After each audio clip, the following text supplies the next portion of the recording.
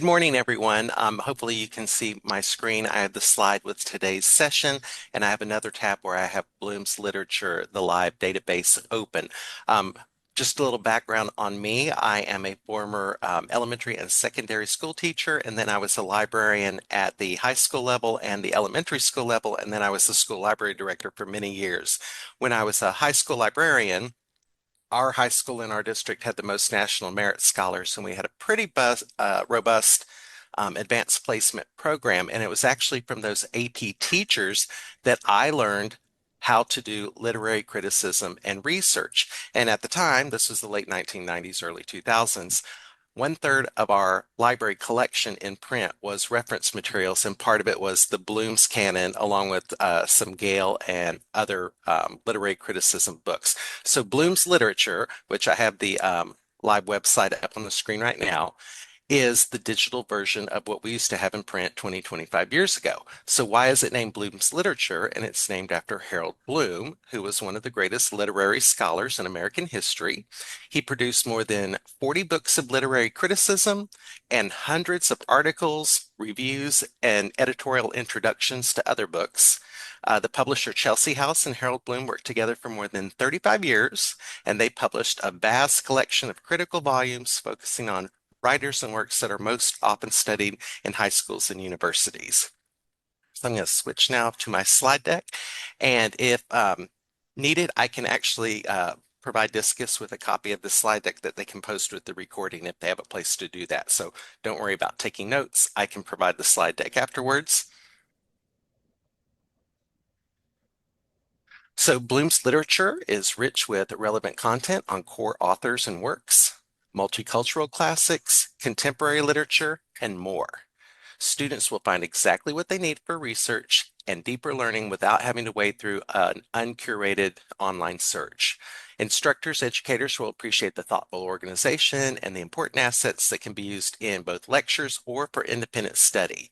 And these assets include videos, essay topics and discussion questions, and valuable writing guidance. Bloom's literature features a wealth of content on the finest contemporary and classic writers from around the world. The most studied authors are featured on the home page and can also be accessed via a tab in the author index. Authors can be browsed by name, you can browse by nationality, by type, or the date of their birth or death. And a quick find option in the author index allows users to quickly search for an author by last name. So The Great Gatsby by F. Scott Fitzgerald is the most searched literary work in Bloom's literature year after year. So we're going to use that or this author to showcase the reference material that's available in Bloom's and give you a deeper dive. Bloom's literature contains more than 5,000 images related to the author or their literary works. The images can be personal photos of or from the author, images from the earliest copies of the book, like the screenshot we did of the first edition of The Great Gatsby, screenshots from video productions of that literary work, or images of things that served as an inspiration for the book or reflect the culture of the setting. So in this example, here's a picture of an estate that was thought to be the basis for Jay Gatsby's estate in The Great Gatsby. Bloom's literature features more than 1,300 full-length videos, including performances of great literary works such as Hamlet, Death of a Salesman, Julius Caesar, and The Glass Menagerie.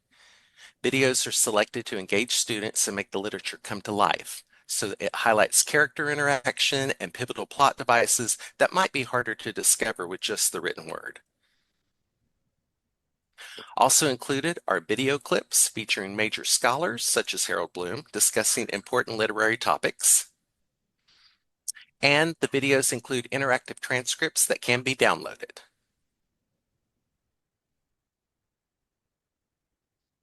Bloom's literature includes reference essays from Facts on File's extensive collection, Harold Bloom's acclaimed writing, and many thousands of critical essays by other major critics from the Bloom's imprints. A listing of the writings by the author is under the Literary Works tab. The comprehensive list can be filtered by genres such as short stories, essays, plays, poems, or novels. Most works have an overview, but some, like the short story Absolution, includes an overview, essay topics, and the full text of the work. Here is the entry for Absolution. Note the tabs for criticism, character list, images, and videos. And if you click the link to view the full text work, the full text can be downloaded, printed, or shared using the record URL, which is a persistent hyperlink to the full text.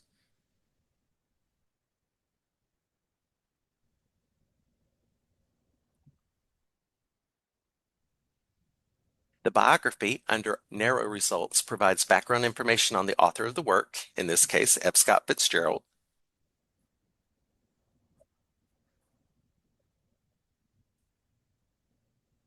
From the overview page, click Character under narrow results. Rudolph Miller is the protagonist of the short story Absolution. The essay not only describes the character's story arc, but also makes connections to another work by Fitzgerald and suggests that the character Rudolph may be the younger version of Jay Gatz from The Great Gatsby. Select the Character List tab to view Morning. more characters and the analysis of their work.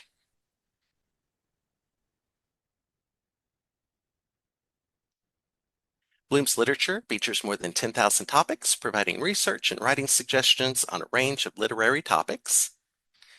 These topics are designed to inspire students and researchers to think critically, delve a little deeper, and ask and answer fresh new questions about the work. Educators can use them as a starting point for lectures and classroom discussions or assign it for independent study. The work is briefly summarized at the top of the entry, but if you click Overview or Synopsis, you'll view the source information and these tags to related themes, ideas, and concepts.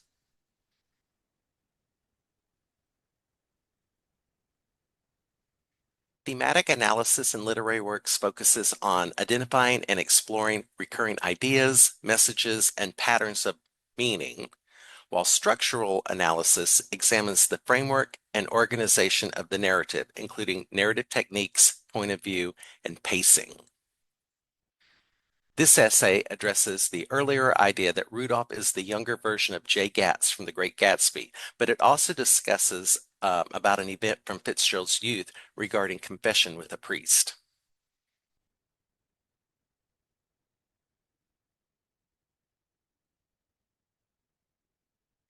In literary analysis, a topic refers to the subject matter or general idea a piece of writing explores, while a theme is the underlying message or central idea the author conveys about the topic.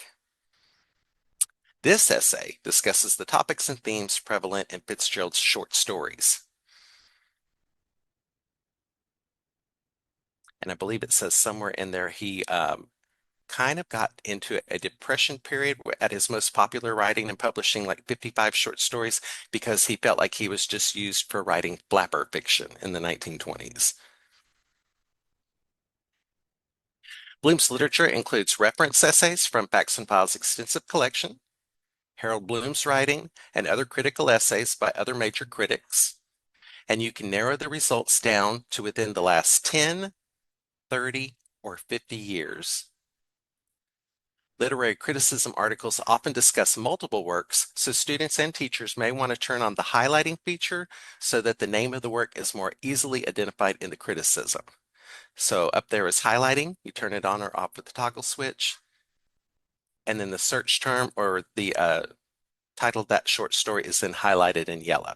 Because in some of these articles, they are talking about multiple works. So you want to quickly get to the part that you're interested in.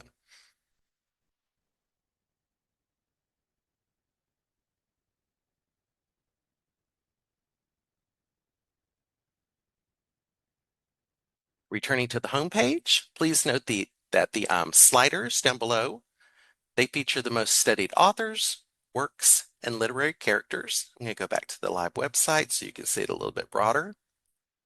So there's your most studied authors, your most studied works, performing arts topic centers, your most studied characters, and then featured videos. And these sliders are changed monthly or quarterly.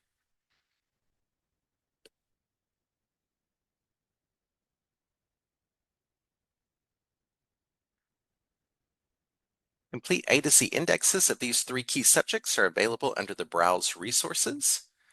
Earlier, we demonstrated finding F. Scott Fitzgerald through the author index. Like the author index, the character and work indexes present the most studied.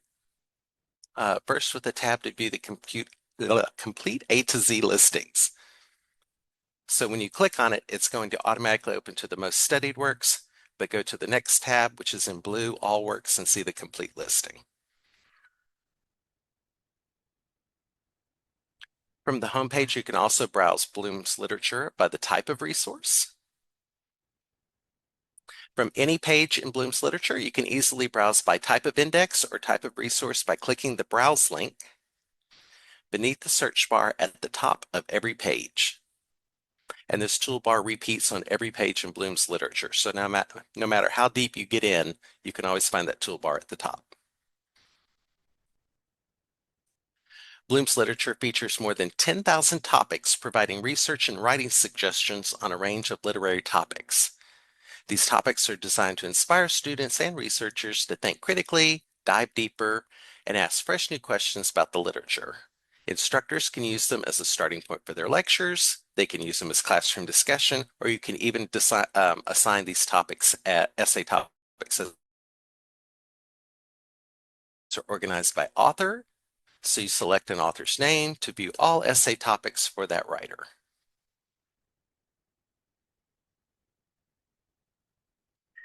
Bloom's literature includes Literary Classics ebook shelf containing the full contents of more than 1,100 classic works of literature, most of which are selected from Bloom's literary canon, including the essential works of the most important authors in world history and literature. Researchers can filter these titles by type of work to find what they need. The ebook shelf can be found under Resources, in the Browse drop-down menu at the top of any page, or under Browse Resources on the right-hand side of the home page.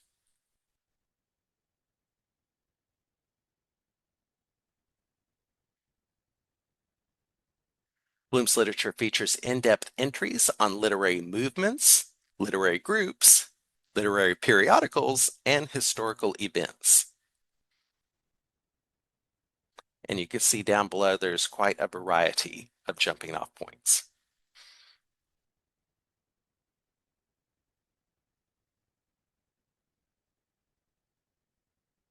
You can select from one of 50 literary themes to explore.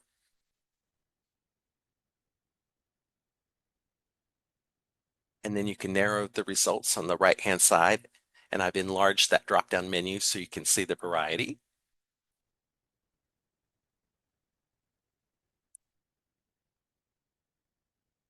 Students and researchers can find more than 2,600 full-text searchable poems and more than 100 classic short stories in Bloom's literature.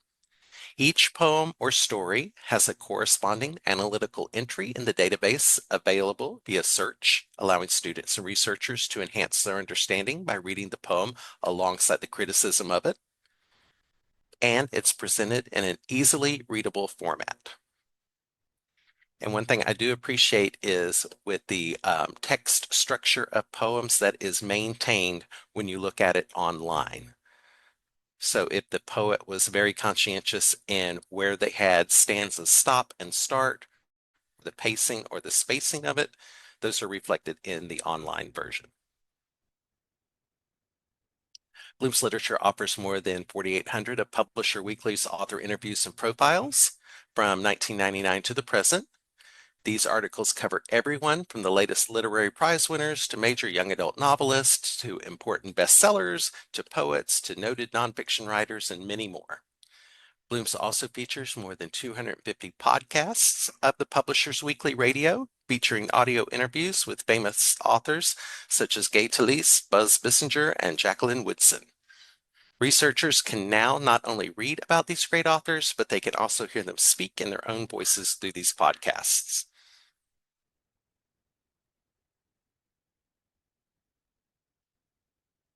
8 browsable literary eras timelines spanning 1000 Common Era through the present is also available in Bloom's.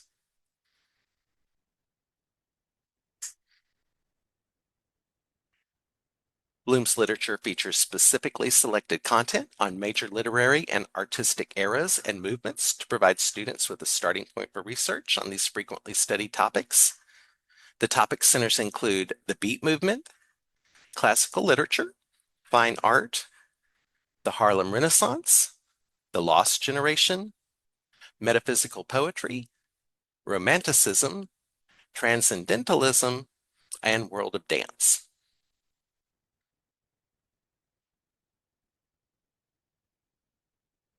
Bloom's Topic Centers provide an editorially curated collection of resources around a specific topic. Resources include articles, videos, suggested research topics related to the subject, and related writers and works. Bloom's also features more than 1,400 full-length videos, including performances of great literary works. As I mentioned before, Hamlet, the version we have, stars David Tennant from Doctor Who fame. Death of a Salesman, starring Lee J. Cobb. Julius Caesar, starring Sir John Gielgud. And The Glass Menagerie, starring Katharine Hepburn. And again, as I said earlier, the videos are meant to engage students and make the literature come to life, highlighting those character interactions and also those pivotal plot devices that may be harder to understand in just the written word. Also included are the video clips featuring the major scholars such as Harold Bloom discussing those important literary topics. So if you filter videos and you pick educational video, you'll get the criticisms. If you select Browse under the search bar at the top of any Bloom's Literature webpage, you'll see the indexes and resources we've already reviewed, and you'll also see 3 special features. Bloom's Literature's Shakespeare Center houses in one convenient location a treasure trove of content on all things Shakespeare. Every play is covered in depth, along with the sonnets and the longer poems, providing a complete research and study center for students and researchers, and a robust repository of content for instructors to use for lectures and assignments. The comprehensive essays provide history and context to Shakespeare's life, his times, and the impact. For each of Shakespeare's play, the coverage includes a full searchable text of the play, an analysis of the key passages, critical articles by noted scholars, introduction and background of the play, a detailed synopsis, in-depth character studies, difficulties of the play as it's performed today, full-length performance videos and/or critical videos, images and illustrations related to the play, and then some how to write about articles and essay topics and discussion questions. So very complete, very detailed for each of Shakespeare's works. Bloom's literary canon, Harold Bloom. As I said, he was one of the greatest literary scholars in American history. He produced more than 40 books on literary criticism and wrote hundreds of articles, reviews, and editorial introductions to other people's literary criticism books. He worked with the publisher Chelsea House for more than 35 years, and he focused on the writers and the works that are most often studied in high schools and universities, and that's what this database is. So the How to Write About Literature section, Bloom's Literature features specific student-friendly guidance on how to write good essays on the most assigned authors and works, offering students strategies and ideas on how to add an extra dimension to their writing. Subjects covered for each title and author include themes, character, history and context, philosophy and ideas, form and genre, language, symbols, imagery, and compare and contrast essays. There's also essential writing help with 2 general sections on how to write about page that can be used as guides for any writing project. So the How to Write a Good Essay includes easy to understand advice on writing papers on a variety of general topics. And Preparing to Write walks readers through the different steps of pulling together an essay, including preparing a thesis statement and an outline, writing an introduction, conclusion, the supporting paragraphs, and assembling a list of works cited, and a sample essay is provided. So essential writing help is more general. The how to write about literature is very specific. When I was a high school librarian and first started working with the AP teachers who brought students in to do literary criticism research, it was a learning curve for me as well. It is a different focus of writing. Also, when you're reading the criticisms of a literary work, you have to take into consideration, was it a contemporary criticism written at the time the author was alive and first published the work? Or is it more of a retrospective criticism 50, 75 years later looking at it? And all those things have to kind of be pulled into context when students are writing their essays. The Bloom's Literature Database features a selection of complete literary classics ebooks. The literary classics can be accessed from the Browse drop-down menu at the top of every page or from the Browse Resources section on the home page. They'll also appear under the Literary Works tab in any search.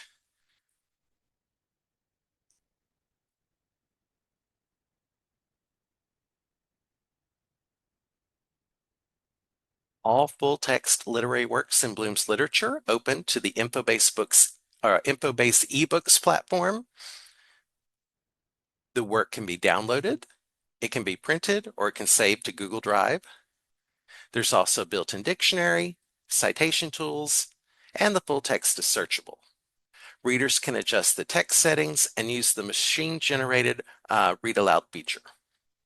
So you will find that a lot of these literary classics are already in the public domain, and you can find them freely available online from a variety of locations. However, all of these are formatted in the InfoBase ebook reader, and then you have these accessibility tools and the search feature. So it makes it very convenient, and students and instructors become very familiar with one ebook platform format. Just below the search field, at the top of the page is the link to curriculum tools for both students and educators. Please note our two latest editions regarding the use of AI as a student. Using artificial intelligence, especially in colleges and universities, has become quite a topic. I just attended last week a state library conference, and many of the sessions, in fact, the whole strand was about using AI in education. When I do present to higher education, opinions appear to be very polarized. Some consider students using any type of AI as a form of cheating, while others have embraced it and used it in a variety of ways. And both these articles are actually very informative, so they're definitely worth looking at under curriculum tools and reading them.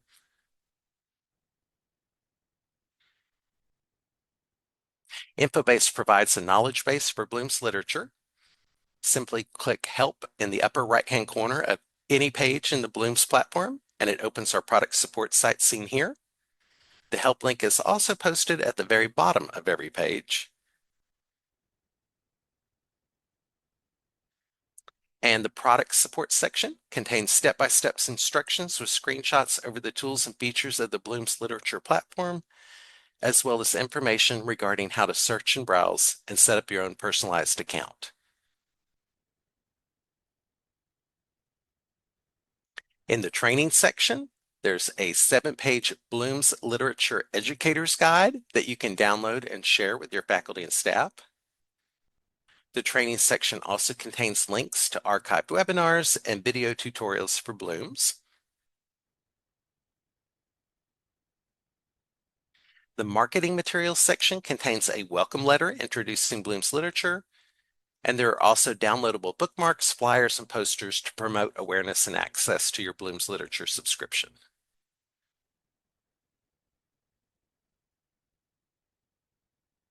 So that's my presentation with my slide deck here. I want to go back into the live website because I use the slide so I can zoom in and show you sections up closer that don't appear as well on the screen. But so here's the full website, the home page. Always click the icon or Bloom's Literature to always return to this or home. As I said, these sliders are changed. Some of them are changed monthly and some of them are changed quarterly, every 3 months. But the most studied authors, and this is powered by crowdsourcing. So we look at the usage, our editors look at the usage each month, and the most studied authors changes as more people are going in and using the database and clicking on specific authors. But you can see just from the images, some of them are classic authors from history, but then we also have contemporary authors listed as well. Similarly, you have the band for the most studied works. And again, this is crowdsourced data, so it changes all the time as people are accessing certain titles and literary works in Bloom's.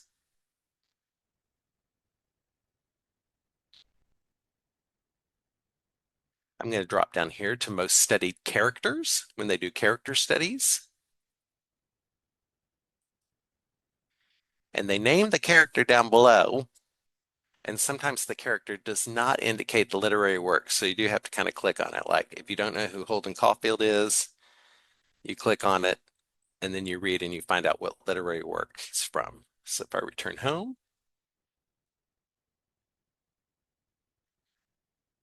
and then we have fine and performing arts topic centers, which I had mentioned earlier in the slide. So here's our classic literature topic center. And this provides everything you need for a teaching unit, and it's up in and of itself on classic literature. So it talks about ancient and classical literature, gives an overview. Then it talks about classical tragedy, classical comedy, epics, odes, and mythology and literature in the Greek and Roman world. Anything related to classical literature that's video is posted here. The related writers to classical literature are listed here, and if it's not a complete list, you click here and you get more related authors. Let me scroll to the bottom. You have the related works that are considered classic literature. And then you have suggested research topics. And as I described in the slide deck presentation, these have already been formulated by literary experts, and it's also based on the most common assignments assigned in high schools and colleges and universities based on literary works. So students could be assigned these research topics, or they can explore these research topics to refine their own. So for example, a suggested research topic under classical literature is catharsis.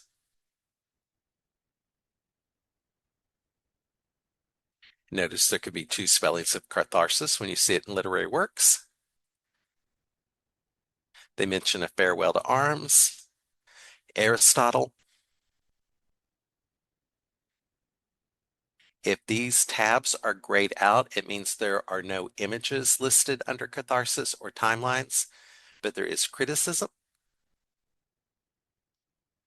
And I can look at criticism within 50 years and narrow it. And also I see videos is highlighted, so I'm going to click on videos. And there are two videos. I'll click on this one.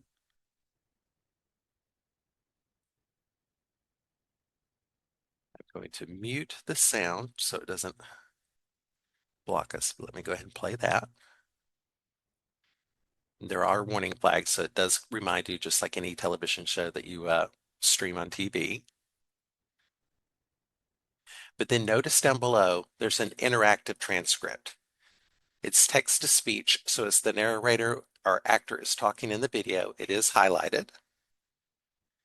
It's also interactive because you can search the video. So if there's some subject-specific vocabulary terms, the student can search for that term in the video, be taken to that term in the interactive transcript. And when you click on that term in the interactive transcript, the video will automatically advance and play. So then they can watch that term being used in the context of the video.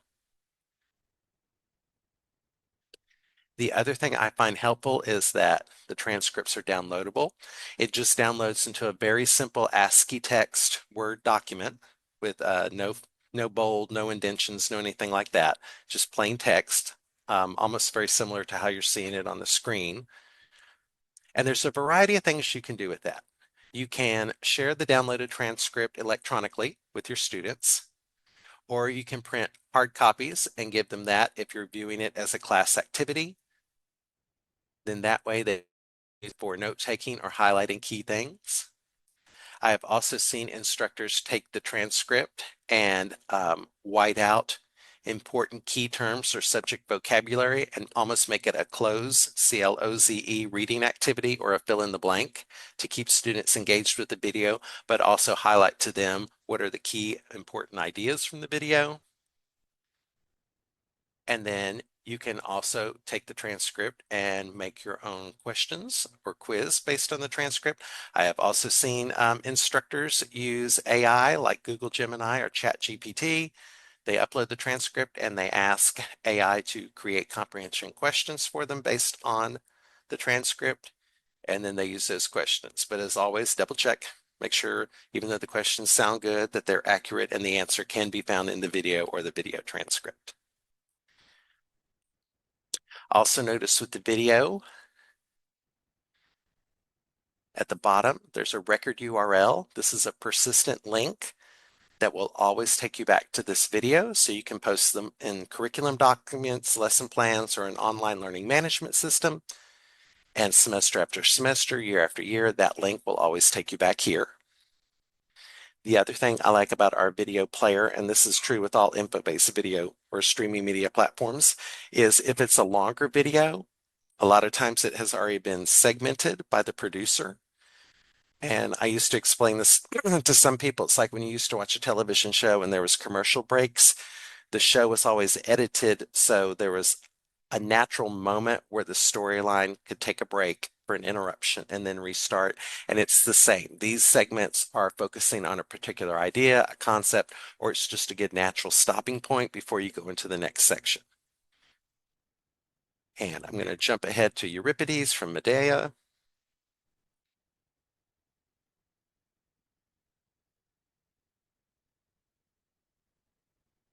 And then you can start playing it. Leave it muted. And in some videos, but not all, some of the actual segments of the video have their own persistent URL. So if you just want to use a briefer segment of a longer video, you can, and then post that link.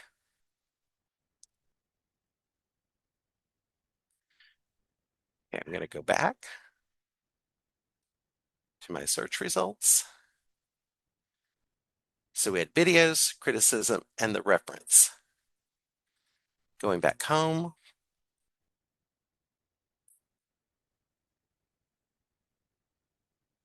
here's the Bloom's literary canon. It says, explore the most significant figures in literature from ancient times to the present day in this comprehensive list. So I can browse it by time period. So 1946 to present. And then I can narrow the results. I want to talk about novellas. And there are 1, 2, 3 listed here.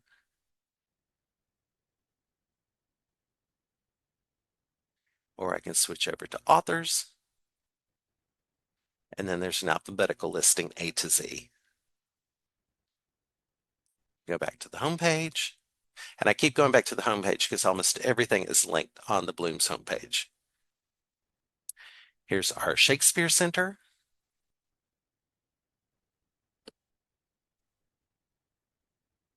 And again, this is everything you need for teaching the works of William Shakespeare. So you have this whole section on the background of William Shakespeare.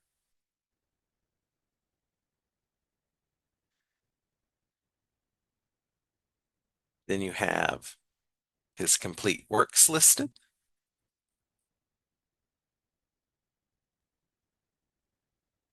Notice some are videos, some are images, but then everything related to it. So here's Henry V. There's an overview. There's images. This comes from the Facts on File Companion to Shakespeare, the third edition, published in 2022.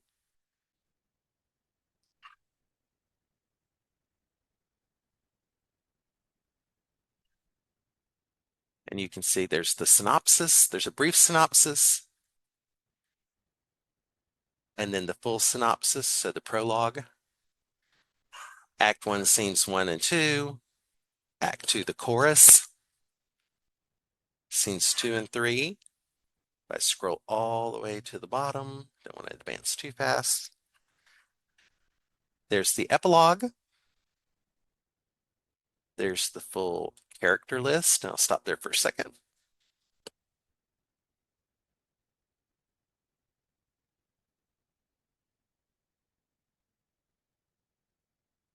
You can see it's quite extensive. And then film and video productions of this Shakespeare production. And everything I just scrolled through has its own record URL. So it's easy to curate in whatever document you want to, or to share that link with others. Go back up. And notice with almost any information resource in Bloom's literature, like with all info-based databases, you can save it if you want to create a personal account, and it would save it into your My Research folder up here at the top. All you need is an email address, a personal email address, so you can use your school or university related email.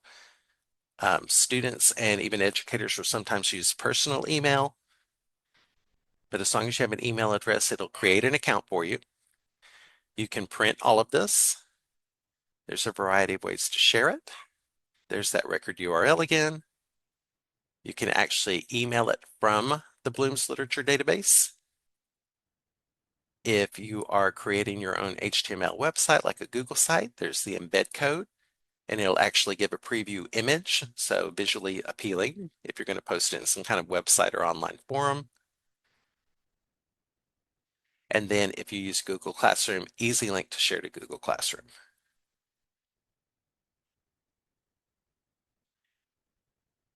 All of the reference materials have citation information that can be exported to Noodle Tools or to EasyBib.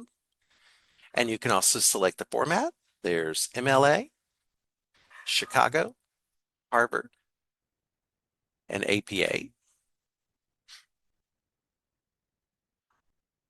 There is a read aloud feature. It is machine generated.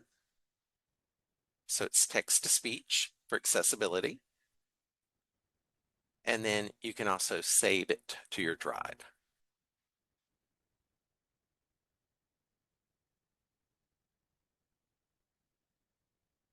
If I go to Browse, which we discussed earlier, I can browse the full indexes of authors, works, or characters. So if I want to see the full list of all the authors, works, and characters available in Bloom's literature, go here for the full indexes. The resources, those essay topics that we said were already developed by literary criticism experts, the literary classics in full text, literary movements we had talked about, literary themes, the poems, the Publishers Weekly author profiles. I think this is a good place to start if you're looking for the most contemporary writers, especially if you click on the tab for podcasts. There's Isabel Allende. So if I click on that, Publishers Weekly Radio 254, Isabel Allende on In the Midst of Winter. This was from 2017.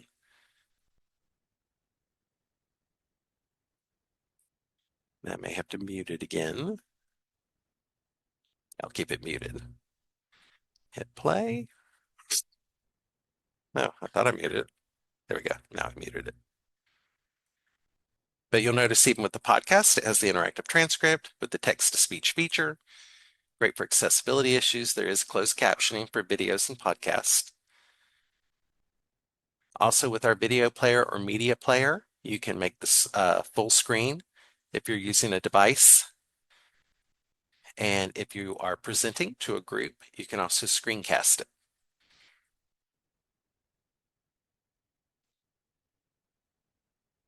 Notice that the podcasts also have citation material. You can save it to your own account, and you can share it in the variety of ways we shared earlier. Back under Browse, I'm going to go to Timelines. And I believe I said earlier there are, I think, 8 timelines. So there's that ancient literature where we talked about classic literature, that topic center earlier. I want to do modern and contemporary, which is 1946 to the present. There's 1946, and these timelines are very long. They include everything. Focuses heavily on Western literature, but there is a lot of entries for world literature. As you can see, you can go all the way through, and I could scroll forever to get to the bottom of it. But I can also then take that timeline and narrow it. So show entries between certain years, or I can do a keyword search and jump to that part in the timeline. There's also that highlighting feature. So when I'm searching for a key term, it will be highlighted in the timeline.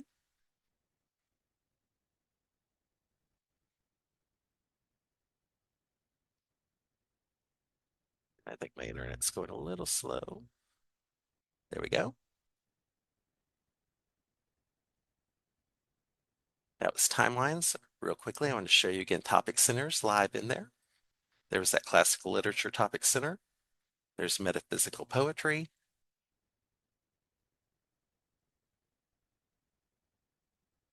Also under the special features, skip over to the how to write about.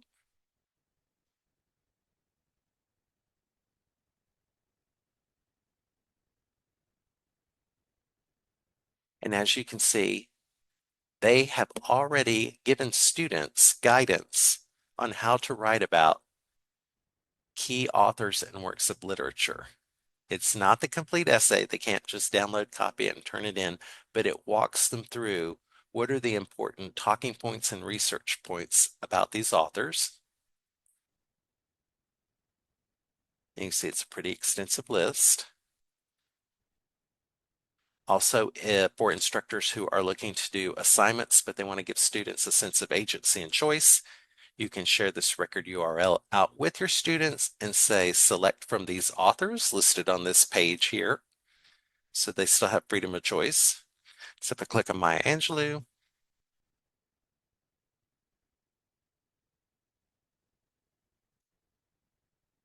and then it gives you some guidance. Some of it's more general and not specifically about her, like how to write about essays, how to write about children's books, screenplays, plays, and documentaries. But then it can get specific, how to write about singing and swinging and getting married like Christmas. So a particular work of hers. And I'll click on that. And it talks about reading to write, topics and strategies. So it talks about themes and then it gives some sample topics. Some of the sample topics are mothering, show business, love and marriage, names and naming, blacks and whites, loneliness. There's some guidance about character, and then sample topics related to character. So there's Clyde, Louise Cox, Yvonne Broadnax, Tosh Angelos. There's history and context of the story and the work. And then related to that, some sample topics. Cultural touring, what is left out, Black music, philosophies and ideas addressed in that particular work. So in this case, two of them are the integration of Black-white friendships and the safety of victimhood.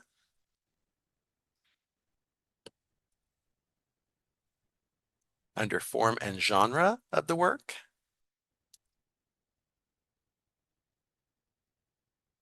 Language, symbols, and imagery. And it talks about similes in conversion experience, language in the death of Mama Grandmother Henderson, and dialogue. And then further information if you want to go even deeper into one of these topics or ideas. So as you can see, very, very in-depth, but definitely there to spark interest, spark idea, spark an inquiry search for students without spoon feeding them the answers. Next to browse, I'm going to jump over to the curriculum tools. So the tools for students about citing sources, evaluating online sources, plagiarism, general guidance for writing a research paper. Here's that article about using AI as a student, background risks and benefits. And this is actually a pretty interesting read, I think, right now. Warning about generative AI use in educational contexts. It even talks about how generative AI works, how large language models are trained. And if you don't know what large language models are, you'd have to read this. The risks for students using generative AI. And you can see the subtopics below: academic misconduct, flattening of your writing style and content. And then they talk about hallucinations, which are errors or misinformation generated by AI.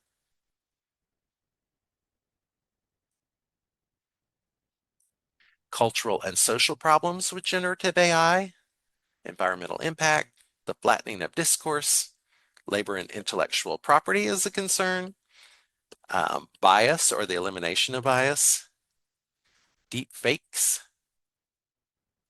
But then it gives you the other side, reasons for using AI, cognitive offloading, a note on mental weightlifting, the benefits to marginalized learners, and then it addresses the myths about generative AI. And if you want to read even more, the works cited for this article are listed down below.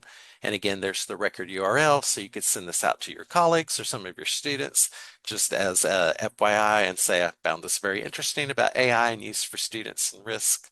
Wanted to share it with you. Also under the curriculum tools, there are some specific for the educators. All of the info-based databases and platforms have a plagiarism article for students, but also for instructors about ways to effectively prevent plagiarism. But then specifically for this one, there's an article about teaching literature through film. Because as I said, we had a lot of full-length motion pictures that were representations of famous literary works.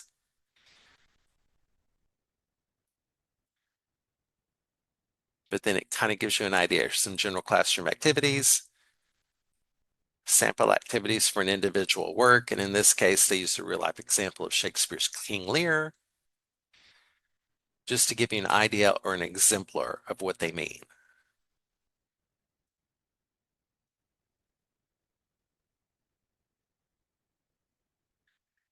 Under sources, click there.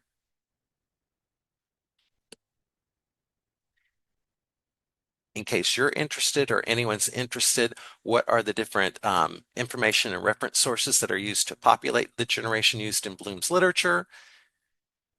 We right now have almost 151,000 articles from the following books. You can export this entire list to Excel, or you can search it online. Notice the publication dates, so this database is constantly being maintained and updated. This is just the books. There's over 9,000 images from the following sources. Videos, 16,792 video clips from the following videos. And it gives you the copyright year, so you can tell if it's going to be maybe a black and white version, a full-length movie of a play, or a colorized version. It also gives you the length, where the timelines come from, and those sources. The scholarly and critical articles come from these books, and the journals and other periodicals.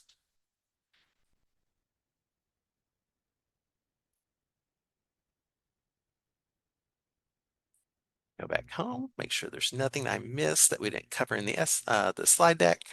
So you have your 3 indexes here if you want to see everything A to Z. You can search by resource type.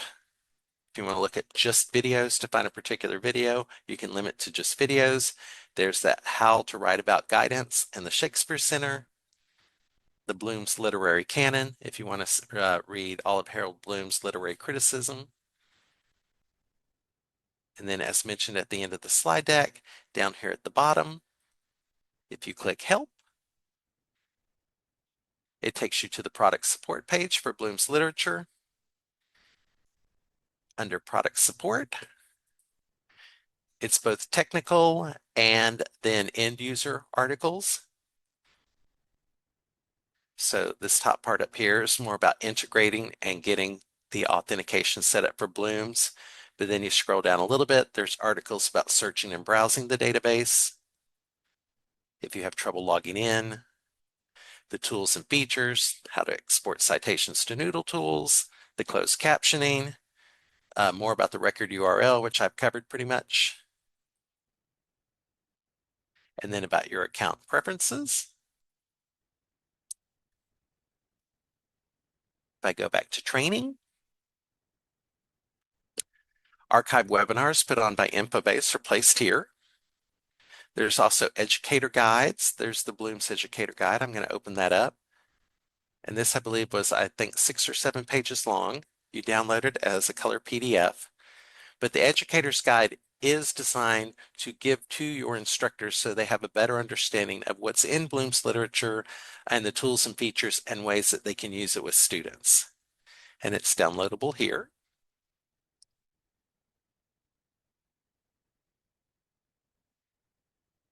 And then there's also some video tutorials. I see all 11 articles. Let's see if we have one currently for Bloom's.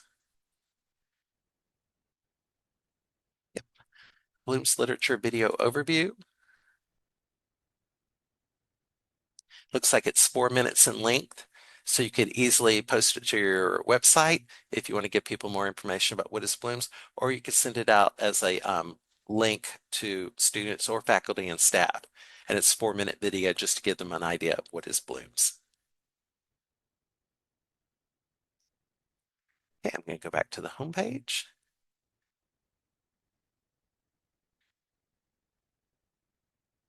And at that point, I'm going to open up. Does anyone have any questions about the product or anything they want to see more specifically?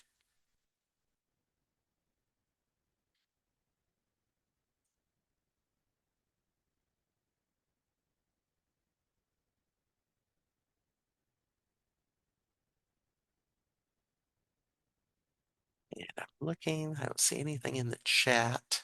If you have any questions, feel free to put them in the chat, or if you can unmute yourself and join us, do that.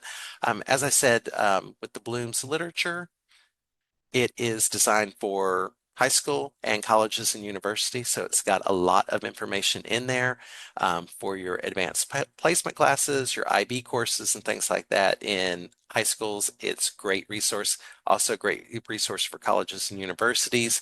The Literary Classics ebook reader, even though a lot of those full text articles are in the public domain and you can find them elsewhere, when you do bring it into the Bloom's Literature Infobase ebook platform, you get that ability to search, you get the text-to-speech features and other accessibility features, plus all the works that would be assigned to students to read are in that same format, which just takes away a little bit of anxiety of learning a new interface.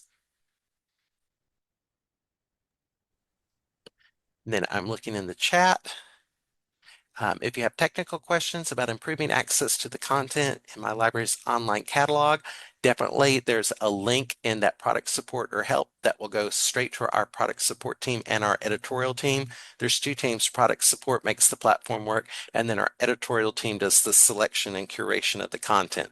So either way, we'll look at the question and we'll direct it to the right team, and then they'll reach out to you personally or work with someone at your institution to resolve any issues or questions that you have.